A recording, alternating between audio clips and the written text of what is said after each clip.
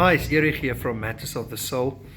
Some people struggle to let go of anger and they tend to hang on to it for a long time. They struggle to stop their irritation from becoming anger and from becoming wrath and full-time fury or whole blow up.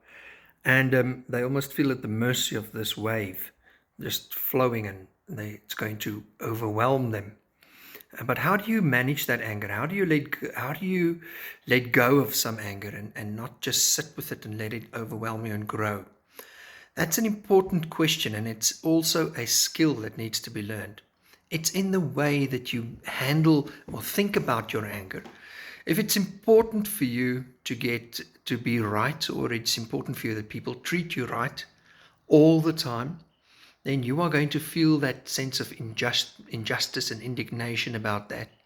But then how you react in your own heart is dependent upon you, dependent on how you handle that injustice. What do you make of it?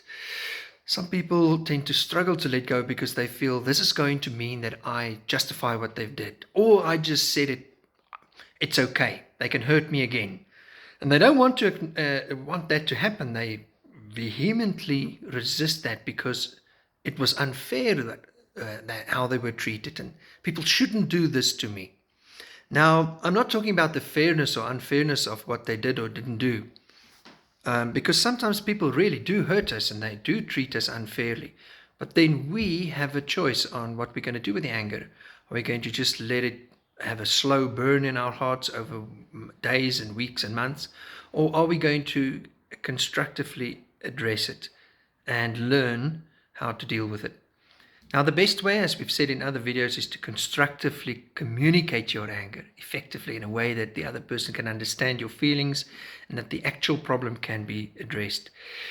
But you also need to learn to tell yourself, what is it going to benefit me to stay angry, to sit with this?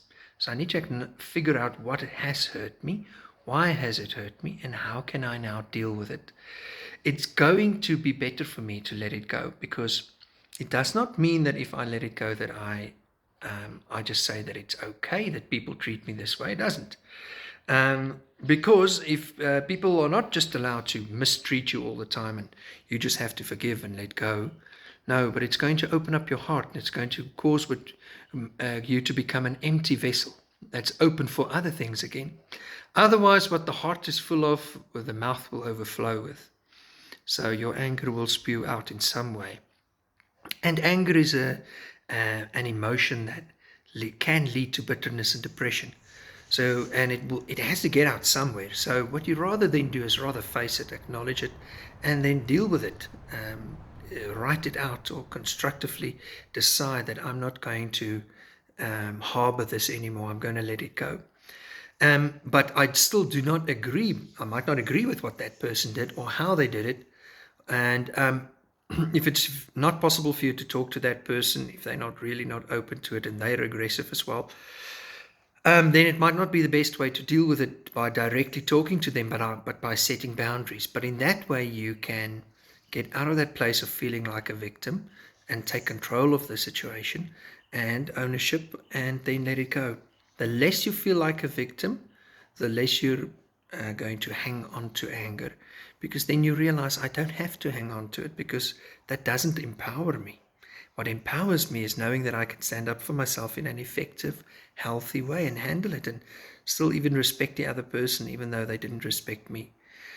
And so your anger is not bad, it's just how you handle it.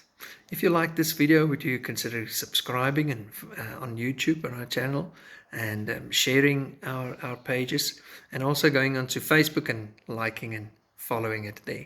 Great stuff. Until next time. Cheers.